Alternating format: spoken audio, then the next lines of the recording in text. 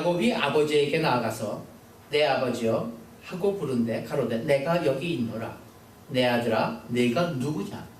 야곱이 아들에게 대답하되 나는 아버지의 바깥에서 있었소이다. 아버지께서 내게 명하신 대로 내가 했사오니 친구들의 일에 앉아서 내 손을 잡수시고 아버지의 마음껏 내게 주옵소서. 이삭이 그 아들에게 이르되 내 아들아 네가 어떻게 이같이 속히 잡았느냐? 그가 가로되 아버지의 하나님 여호와께서 나로 순적히 만나게 하셨음이니이다. 이삭이 아버지에게 내 아들아 가까이오라. 내가 과연 내 아들에게서 인지 아니지 내가 너를 만지려 하노라. 야곱이 그 아비 이삭에게 가까이 가니 이삭이 만지며 가로되 음성은 야곱의 음성이나 손은 에서의 손이로다 하며 그 손이 형의 손같이 달려 있으므로 여기기를 주지 못하고 축복하라. 이삭이 가로되 내가 참 내 아들 에서냐? 그가 대답하되 그러하니이다. 이삭이 가로되 내가 가까이오라. 내 아들의 생선 고기를 먹고 내 마음껏 내게 주었노라.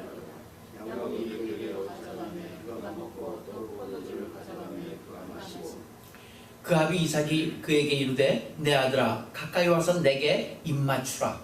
그가 가까이 와서 그에게 입맞추니 아비가 그것을 춤추면서 그에게 축복하였는데 내 아들의 춤추는 여호와의 손이시니라. 하나님은 하늘의 이슬과 땅의 기름짐이며 풍성한 곡식과 포도주로 내게 주시기를 원하노라. 만민이 너를 섬기고 열국이 내게 불러가더니 내가 형제들의 주가 되고 내 어미의 아들들이 내게 굴복하며 내게 저주하는 자는 저주를 받고 내게 축복하는 자는 복을 받기를 원하노라. 아멘. 기독교의 믿음은 어떤 과거에 일어난 일에 대한 확신이 아니다고 믿음 첫 번째 시간에 정의를 먼저 내렸습니다. 과거에 뭐 이런 일이 있었는데 그것을 믿느냐 이 얘기가 아니죠. 믿음의 대상인 하나님에 대한 어떤 미래적인 신뢰, 이것이 곧 믿음이다 이런 얘기입니다. 미래 앞으로 되어질 일에 대한 하나님을 신뢰하는 것, 이것이 믿음이에요. 그렇기 때문에 그 신뢰는 인격이 근거가 되고 바탕이 되어야 된다고 얘기했습니다. 그래서 믿음이란 곧 인격이다라는 그런 등식을 성립해 보았습니다. 생각해 보면요, 우리들이 이제 뭐 이런 이 프로젝터라든가 컴퓨터 저기 있습니다만은 컴퓨터를 믿는다 이렇게 생각하면서 컴퓨터를 사용하지는 않죠. 내가 저 프로젝터를 믿는다 이러지는 않죠. 이게 당연히 켜지는 거예요. 그리고 그것이 안 켜지면 어떻게 돼요? 고장났나? 하고 드라이버 들고서 풀어봐야 돼요. 그걸 갖다가 내가 너를 믿는다 이렇게 하진 않죠. 왜? 인격이 아니기 때문에 그렇습니다. 그러나 하나님을 우리가 믿는다, 이거는 무슨 기계 믿듯이 자동적으로 믿는 것이 아니라 하나님은 인격이시고, 그리고 그 하나님께서 그 하나님의 형상으로 만든 우리 인간도 인격이기 때문에 인격은 인격 자체의 선택을 갖고 있습니다. 그래서 그 인격이라는 것 자체는, 인격이라는 근거는 어떤 기계적으로 되어지는 일이 아니죠. 믿음의 본질은 인격. 그렇기 때문에 그 인격은 지정의의 요소를 갖는다. 아는 것과 감정이 있고 그 다음에 어떤 의지가 있는 그것을 곧 인격이라 한다. 이렇게 얘기했습니다. 믿음의 결국은 곧 하나님을 아는 것이에요. 하나님의 인격을 아는 것입니다. 그러니까 우리의 인격이 하나님의 인격에 리스폰스 하는 것이 곧 믿음이다. 그리고 믿음은 앞서도 잠깐 얘기했지만 하나님 쪽에 있는 것이요 하나님 안에 있는 것이 곧 믿음이다. 이렇게 정의를 내려봤습니다. 그리고 하나님께서는 인격의 하나님이시기 때문에 우리를 마치 기계를 조종하듯이 조종하려 하지 않는다. 이렇게 얘기했죠. 그래서 선악을 알게 하는 나무 실과를 예를 들어서 하나님은 우리를 조종하지 않으시는 분이다. 그렇기 때문에 하나님의 명령에 대한 자유의지를 우리에게 주셨다. 이것을 설명했습니다. 자유의지란 독립된 인격이 갖는 결정권, 선택권을 자유의지라고 합니다. 그러므로 우리가 하나님께서 주신 이 자유의지로 말미암아 우리가 해야 되는 것을 결정해야 되는 인격적인 책임의 존재다. 책임이 있는 존재다. 이것이 곧 우리 기독교에서의 믿음을 풀어나가는 열쇠이자 길이다. 이렇게 정리를 했습니다. 우리는 인격적인 책임을 갖고 살아야 합니다. 하나님은 결코 그것을 조종하지 않습니다. 우리가 알았다면, 감정을 가지고 회개하였다면 이제는 그 자리에서 벌떡 일어나서 우리의 의지대로, 우리의 고백대로, 우리의 결심대로 하나님께서 주신 그러한 의지와 뜻대로 나가야 하는 책임은 우리에게 있는 것. 이것이 하나님께서 우리에게 바라는 믿음이다. 이렇게 얘기했습니다. 하나님은 결코 우리를 조종하지 않습니다. 항상 환경과 여건을 두고 하나님 쪽에서는 기다리십니다. 그러므로 우리는 스스로 생각하고 또 노력해서 알아진 일에 대해서 믿음을 가지고 결정하고 그것을 따라야 하는 것. 그것이 인격으로 만나는 하나님에 대한 우리의 믿음의 발로다. 이것을 앞서 쭉 설명을 해왔죠. 오늘 야곱을 들춰보면서 야곱은 교활한 방법을 통해서 형 에서를 속입니다. 앞서 쭉 설명이 나옵니다. 우리가 너무나도 잘 아는 내용입니다. 그래서 장자권과 축복권을 빼앗습니다. 야곱 쪽에서부터 이렇게 생각할 수 있어요. 그게 무슨 빼앗은 것입니까? 그거 제가 가치를 지불하고 돈 주고 산 겁니다. 사들인 거예요. 이렇게 변명할 수 있습니다. 왜? 팥죽 주고서 자기가 산 거 아닙니까? 사실은. 그러나 속여서 받아낸 거죠. 속인 거죠. 우리 신앙의 길은 결론이 중요한 것이 아니라 과정이 중요하다고 하는 내용도 바로 이에 합당한 내용입니다.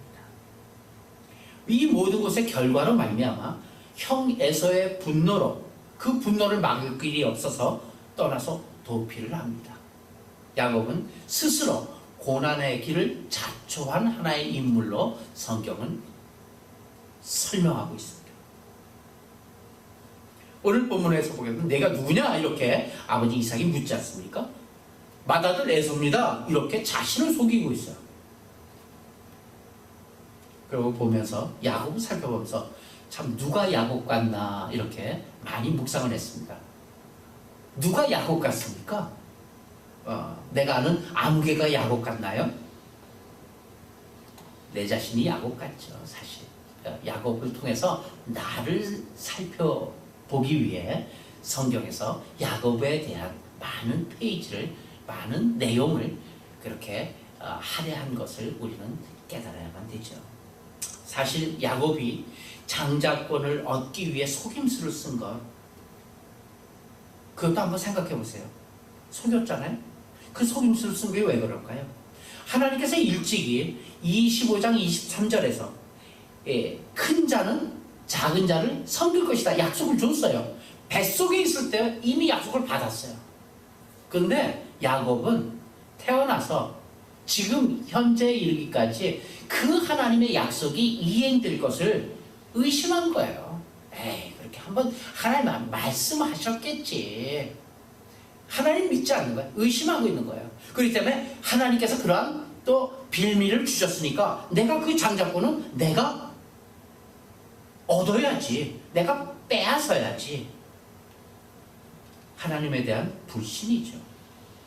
믿음이란 꾀부리지 않고 살아가는 것입니다. 믿음이란 오래도록 기다리는 것입니다. 야곱은 자신이 하고자 하는 그 일을 위해서, 자신이 하고자 하는 것을 위해서 형도 속이고 아버지도 속이고 나가서 자기 자신을 속이는 거예요. 그 내면의 괴로움이 얼마나 많았겠나를 한번 살펴봅니다. 속이는 게 쉬운 일 아니잖아요. 한번 속여보면은 이것 때문에, 그 속인 것 때문에 또 다른 것을 속여야 돼요. 얼마나 괴로움이 많은지 몰라요, 사실. 끊임없이 괴로움을 안고 사는 현대인의 대표적인 유형 야곱이에요. 자신의 사업을 성공할 수는 있어요. 속여가면서 사업을 하는 것이 대부분 아닙니까? 요즘에도 줄줄이 뭐 한국의 경우입니다. 여기 경우도 예외 아닙니다. 사실은 속이면서 돈을 벌어야만 돈이 벌립니다. 자기 생각한 노력한 이상의 돈을 벌기 위해서는 속여야 돼요. 성공을 할 수 있죠. 그러나 괴롭게 사는 인생을 자초하게 될 것입니다. 이런 야곱의 모습이 오늘날 우리의 모습 속에 잘 비추어져 있다는 사실입니다.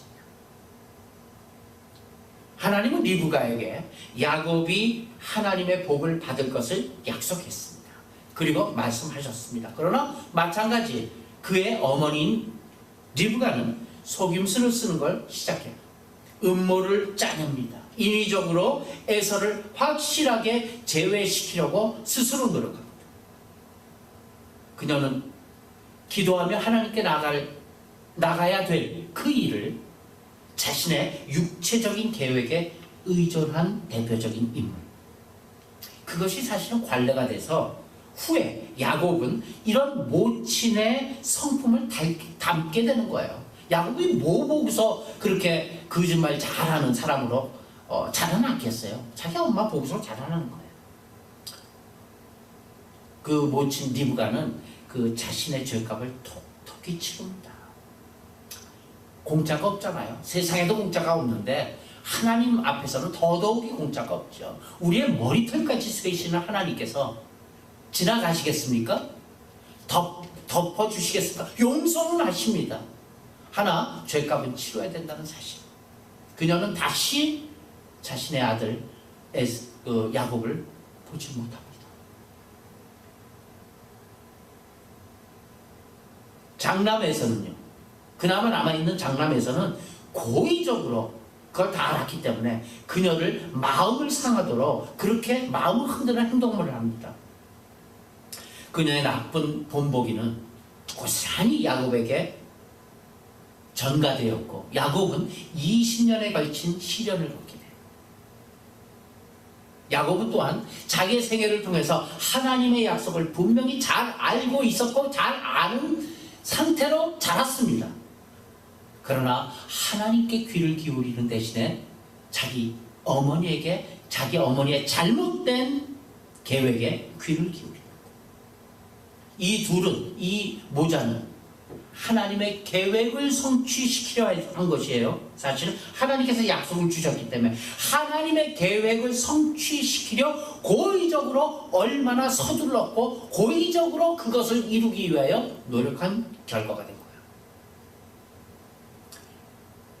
믿는 자는 서두르지 않습니다. 많이 느낍니다. 내게 믿음이 있느냐? 믿음이 있는 자에게는 특징이 하나 있다면 서두르지를 않더라고요. 느긋해요. 믿는 구석이, 너무 믿는 구석이 있냐? 그렇게 느긋하게 믿는 구석이 있죠? 하나님이 믿는 구석이기 때문에 서두르지 않아요. 그게 믿음 있는 사람의 모습 같아요. 반면에 이렇게 믿음이 없기 때문에 모친 리브가나 뭐 아들 야곱이나 서두르는 거예요. 장자권을 뺏기 위해서. 그렇게 서두르게 되니까 어떻게 돼요? 거짓말을 하게 돼요. 오늘 같이 읽은 19절에서 보게 되면 야곱은 아버지에게 3가지 거짓말을 합니다. 19절 한번 봅시다. 시작.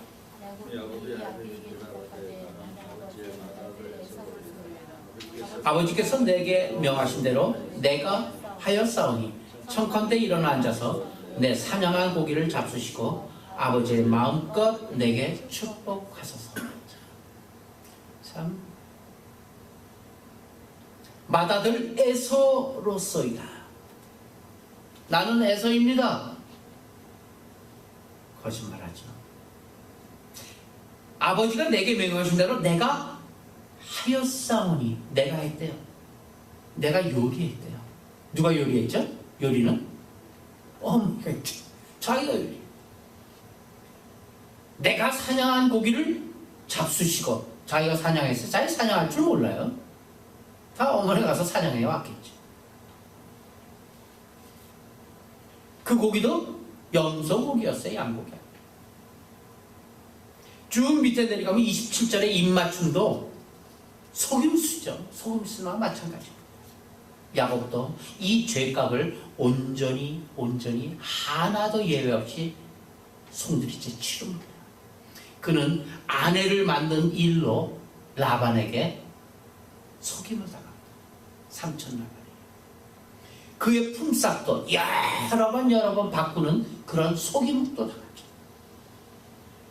또 야곱의 아들들은 어때요? 야곱의 아들들은 염소를 죽이고 그 피를 요셉의 옷에 묻혀갖고 주를 속이는 그러한 또 속임도 당합니다.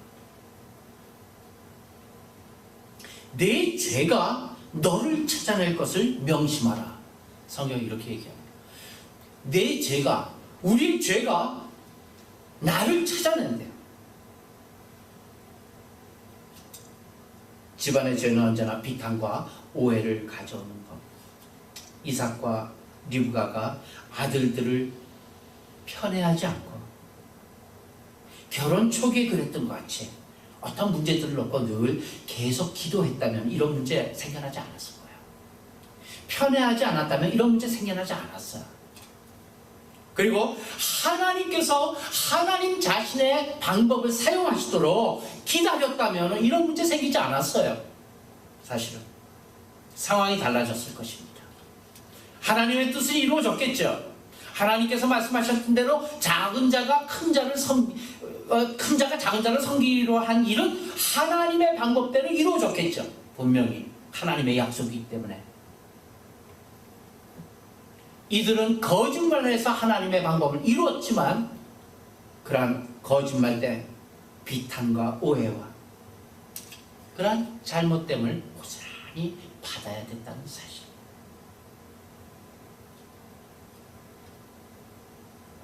모두가 불신앙의 이유입니다. 불순종의 이유입니다. 그래서 괴로움을 당하는 거예요. 나이가 좀 많아진다고 유혹받지 않거나 실패하지 않는 건 아닌 것 같아요. 다 끝에까지 참 어려움을 겪었던 저 리브가나 야곱. 이런 사건을 놓고 우리는 한번 생각해 봅니다. 인생이란 무엇인가? 인생이란 자신의 성품과의 긴 싸움이다. 이렇게 생각을 해요. 나의 성품과의 긴 싸움이 인생이에요.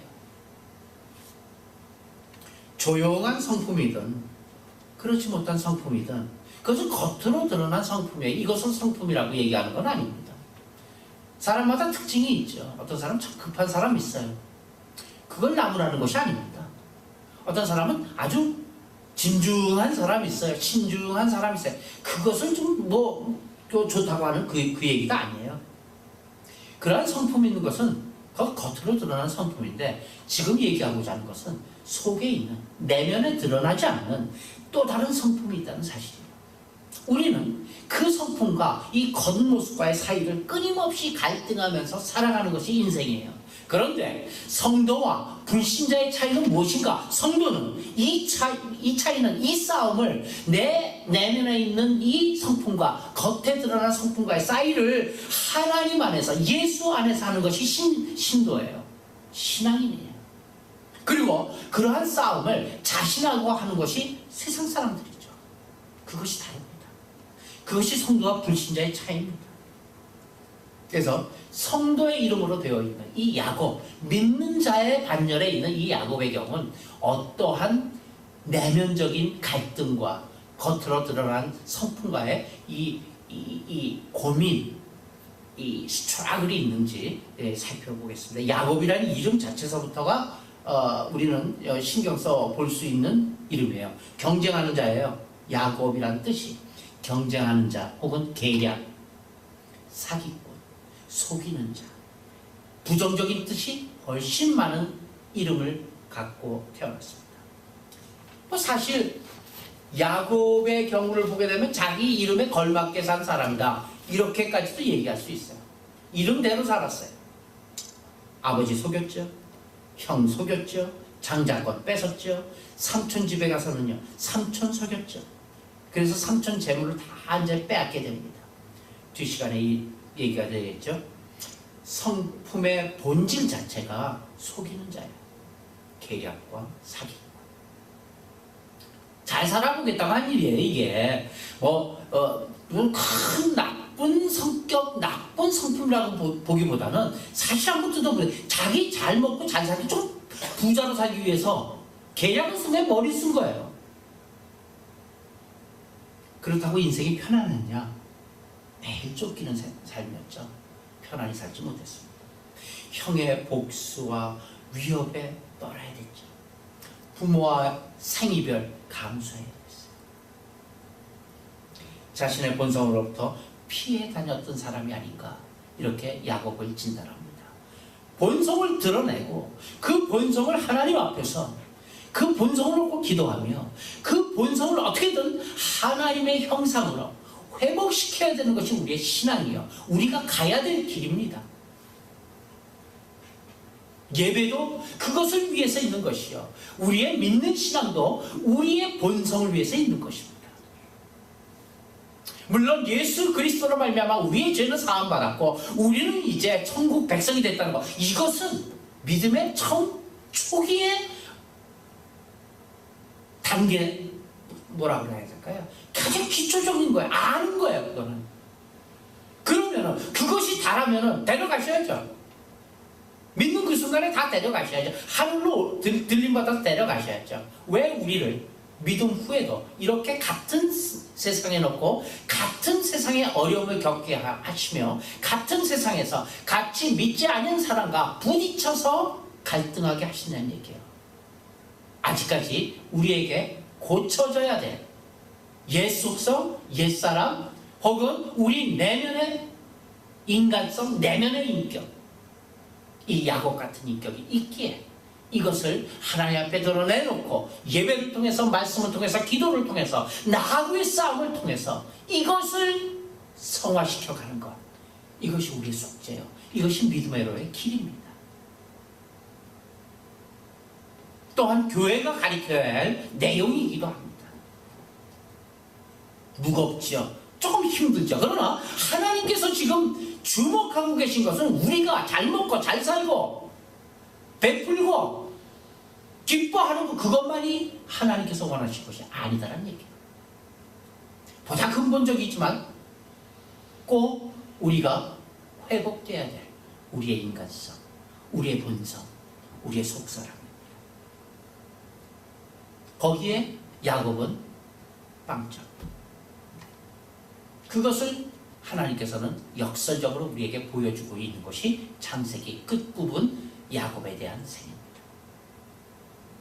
자신의 본성으로부터 피해 다녔던 사람, 부딪혀 자기의 본성의 이 악한 부분을 갖다가 부딪혀 이겨내기보다는 타협을 택합니다. 나약한 한 인간의 전형적인 모습이요, 우리의 전형적인 모습입니다. 수술에 아프지요, 수술하면요. 그러나 수술을 해야만이 삽니다. 그러나 수술의 그 아픔, 고통을, 그걸 참지 못하겠으니까 그냥 내버려두고 죽는 거예요. 그게 야곱이에요. 애니메이션 영화, 이거 뭐야? 만화 영화예요. 만화 영화 미녀와 야수라는 영화가 있어요. 거기에 주인공이 야수로 변한 자신의 모습을 보고 처음 한 행동이 뭔지 아세요? 자기가 야수로 변했거든요. 그 야수로 변한 걸 어떻게 알아요? 거울을 보고 아는 거예요. 거울에 보고 내가 이런 내 이 아름다운 모습이 이렇게 야수로 변했어? 하고 하는 행동이 뭐예요? 거울을 깨버리는 거예요. 그리고 더욱 야수와 같이 행동하는 거예요. 똑같은 얘기예요. 우리도 똑같은 얘기, 야곱도 똑같은, 야곱도 마찬가지. 자신의 본질로부터 도망다니는 거예요. 자신을 잊고 살고자 거울 보지 않는 거예요. 거울 보기 전에는 몰랐잖아요. 거울 보기는 어떻게 해요? 거울을 깨야 돼요? 나를 뜯어 고쳐야 되잖아요. 인간은 자신이 누구인가를 갖다가 알기를 원치 않습니다, 사실. 누구로부터? 당신 참 다른 거 좋은데 참 이거 좀 고쳤으면 좋겠다 얘기하면 싫은 거예요. 그 얘기 듣기가. 왜? 자신이 누군가를 알고 싶지 않기 때문에. 남들에게도 자신에게도 내가 누구인지 깊이 생각할 여유를 주지 않고 그냥 자신의 그림자로부터 달아나려고 하는 것이 인간의 본성입니다. 야곱의 본성이자 우리의 본성. 사실 현대인의 여유 없는 삶, 그건 자기 스스로 택한 거예요. 정말 바빠요. 자기 스스로 택한 거예요. 그래서 자기가 스스로 만든 일이에요. 그렇게 옮겨 다닐 때마다 새로운 가면을 쓰고 행동하는 경우가 많은 것. 그것이 현대인의 특징. 자신이 누구인지 확인하기를 피하는 것. 그것이 현대인의 모습. 야곱의 모습입니다. 야곱같이 이렇게 사는 것이 내 자신에게 충실한 삶이다. 이렇게 합리화하며 사는 것은 아닐까요? 진정한 자아는 자기 스스로 찾는 것이 아니에요. 나의 자아를, 나의 속사람을, 나의 속 내면적인 인격을 내 스스로 찾을 수 있어요? 찾을 수 없어요. 외부로부터 주어져야지만이 되는 거예요. 한번 같이 할까요? 진정한 자아는 스스로 찾는 것이 아니라 외부로부터 주어져야 한다. 시작!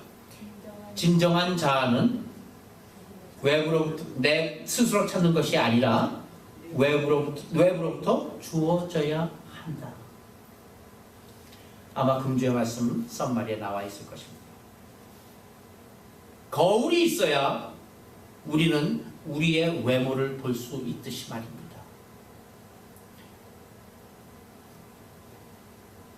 우리 사모님이 오늘 이발을 말끔히 하시고 나오셨어요. 근데 본인 스스로는 사실 이발을 하건 이발을 하지 않았건 미장원을 갔건 미장원을 하지 않았건 모릅니다. 아십니까? 무게로 아시나요? 머리 무게로? 몰라요. 거울을 봐야 알아요. 그리고 그것은 머리 깎는 것은 누구를 위해서 깎는 거예요? 나 위해서 깎는 거 아니에요. 남을 위해서 깎는 거예요. 사람의 인상을 구별하는 70%가 헤어스타일이라는 거 아세요? 사람이 보통 보면은 눈 보고 사람을 갖다 제일 먼저 눈을 먼저 본다 그래요. 아니에요. 그걸 심리적으로 통계적으로 나온 이 내용에 의하면은 사람의 이미지를 구성하는 70%가 헤어스타일이랍니다. 그렇기 때문에 헤어스타일이 무지무지하게 중요한 거래요. 우리 김재술 목사님. 굉장히 중요한 거예요. 그걸 우리 김재수 목사가 아시는 거예요, 이미. 헤어스타일이 그렇게 중요한 거예요. 근데 모든 중요한 것은 뭐예요?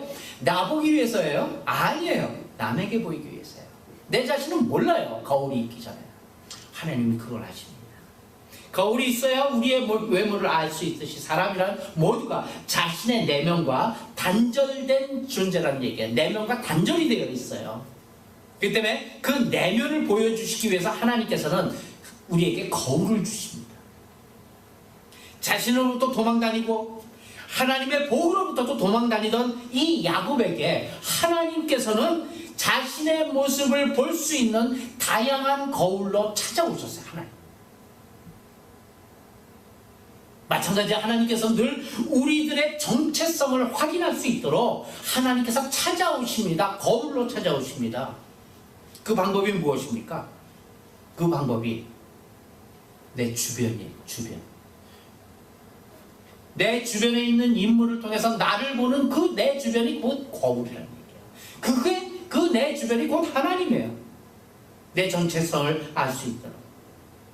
창세기 29장 25절 시작. 야곱이 아침에 보니 레아라 라반에게 이르되 외삼촌이 어찌하여 내게 이같이 행하셨나이까? 내가 라헬을 위하여 외삼촌께 봉사하지 아니하였나이까? 외삼촌이 나를 속이심이 어쩜 이유니까? 막 분개했죠. 너무 화가 났어요. 속은 것이 분해서. 그게 무엇이에요? 하나님께서 라반이라는 거울을 통해서 야곱에게 자기 자신을 보라고 한 거야. 라반이 곧 하나님께서 주신, 야곱에게 주신 거울이에요. 자신의 판박이 같은 또 한 명의 야곱을 발견하게 되는 거예요. 야곱이 대형 거울에 비친 것은 라반의 모습이, 그 마치 대형 거울과 같이 라반의 모습이 야곱에게 비추는. 생각해 보세요. 우리의 주변은 나를 볼 수 있는 하나님께서 내게 주신 거울이라는 사실입니다.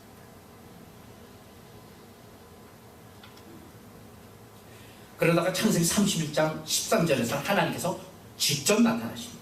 한번 보시죠. 시작. 나는 베델 하나님이라. 내가 거기서 기름을 붓고 내가 네게 서원하였으니 지금 일어나 그것을 떠나서 내 주생지로 돌아가라 하셨느니라.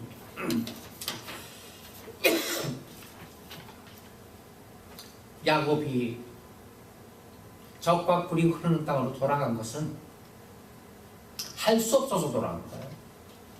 사실은 앞뒤 좌우가 다 막혔잖아요.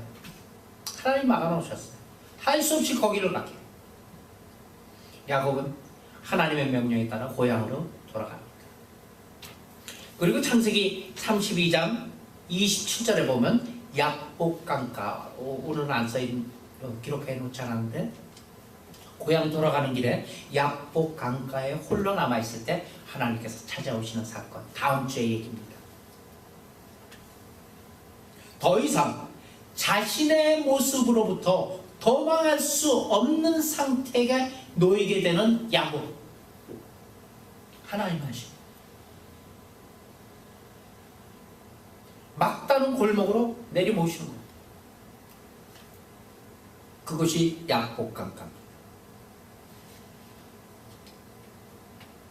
오늘날도 인간은 하나님 앞에 자신이 누구인가를 감춰진 모습으로 살아가고 싶어합니다.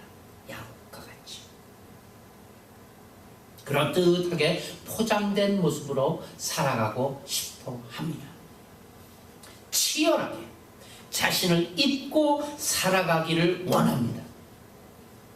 그러나 하나님의 음성을 도외시하고 스스로 살지 못한다는 것이 예레미야서 2장 13절의 지적입니다.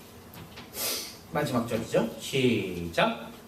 내 백성이 두 가지 악을 행하였나니 곧 생수에 근원되는 나를 버린 것과 스스로 웅덩이를 판 것인데 그것은 물을 저축지 못할 터진 웅덩이나 밑빠진 동이니라. 내 백성이 두 가지 악을 행했대. 이스라엘 백성이 두 가지 악을 행한 것은 이스라엘 백성만이 행한 것이 아니라 우리가 지금 행하고 있는 거예요. 생수의 근원이 되는 나를 버린 것, 하나님을 버리고 세상의 방법으로 살고자 하는 것. 그래서 스스로 웅덩이를 팠는데 그 웅덩이는 스스로 열심히 노력하고 밤잠도 설치하면서 정말 수고하면서 돈을 벌고 있는데 그 돈을 버는 그 내용이, 그 웅덩이가, 그 판 웅덩이가 물을 저축지 못하는 새는 웅덩이다. 얼마나 현실감이 있습니까? 많은 세상에서 열심히 정말 근면하게 노력하고 사는 사람들 많이 봅니다. 신문을 통해서, 매스컴을 통해서, 또 가까이 있는 사람들 중에. 그런데 그가 잊은 것이 있어요. 하나님을 믿고 삽니다. 그 삶의 내용을 뜯어보면 정말 손에 잡힌 모래처럼 술술 새는 바가지 거기다 계속 물을 담고 있는 것을 봅니다. 깨지는 웅덩이.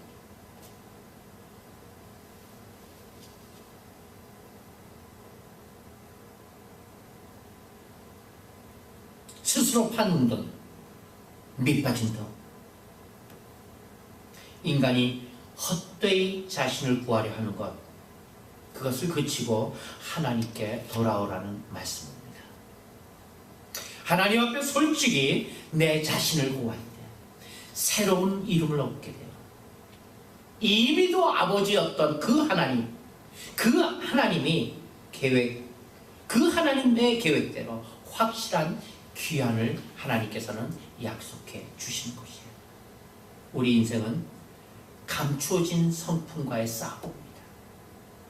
내 내면과의 싸움입니다. 옛사람과의 싸움의 연속이 곧 우리의 인생입니다. 죄인된 이 죄성, 죄인된 이 본성을 드러내는 것을 두려워하는 모습으로 인생이라는 껍질 안에 보호벽 속에서 움츠러드는 그 야곱, 이 야곱에게서 우리도 나와야만 됩니다. 그리고 하나님 붙잡고 하나님의 모습을 닮아 변화된 이스라엘의 모습으로 성도답게 그리고 귀하게 살아가는 우리 모두가 되시길 예수님의 이름으로 축원합니다.